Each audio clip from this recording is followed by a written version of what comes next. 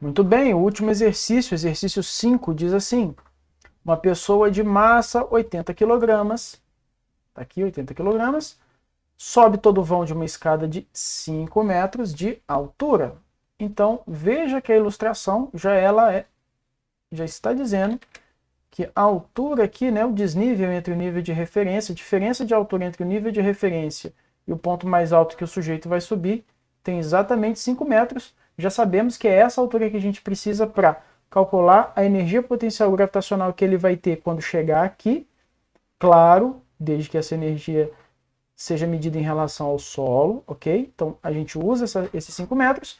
E para calcular o valor do trabalho do peso desse cara, que vai ser, lembrando, né, na subida negativo e na descida positivo, mas também a gente leva em consideração os 5 metros.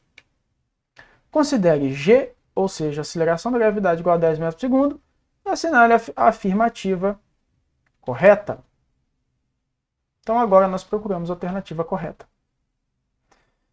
Letra A diz assim: ao subir todo o vão da escada, a pessoa realiza um trabalho de 1.600 joules. Bom, primeiro vamos por partes.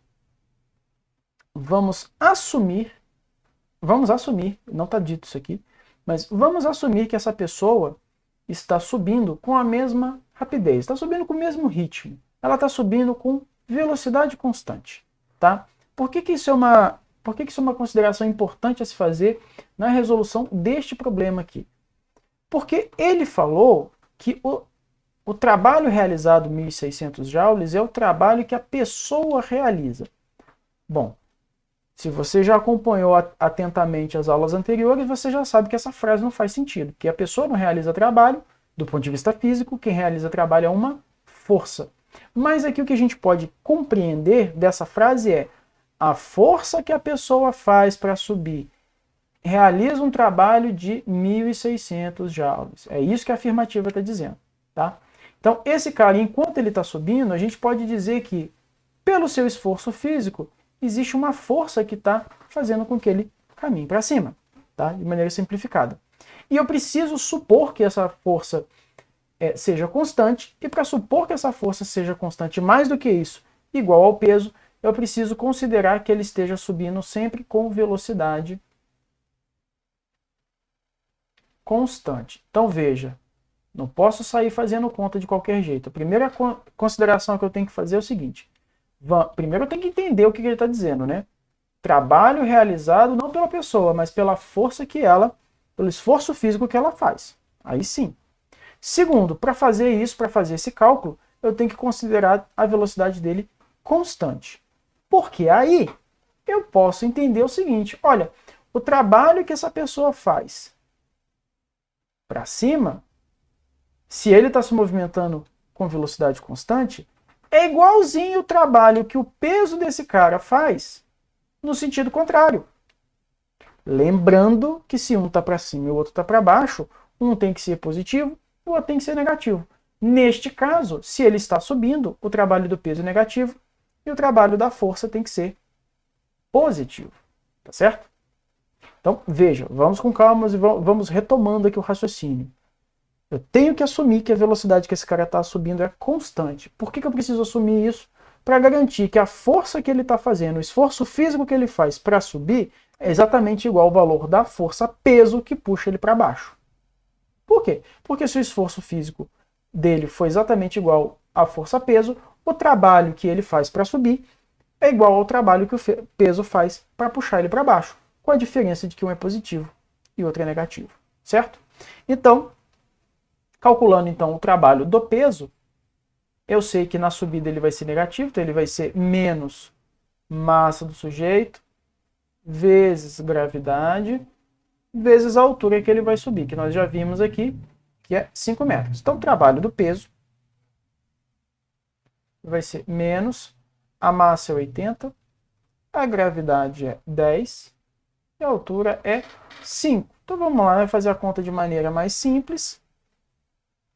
Trabalho do peso, então, vai ser 5 vezes 8 dá 40, então isso aqui vai ficar menos 40, 00, menos 4.000 joules. Esse é o trabalho do peso, tá? Mas se é o esforço físico que ele faz para cima realiza o mesmo trabalho que o peso com o sinal trocado, então o trabalho da força que ele faz é 4.000 joules positivos. Está aqui, ó, 4.000 joules positivos. Está indicado aqui, ó, 4.000 joules positivos.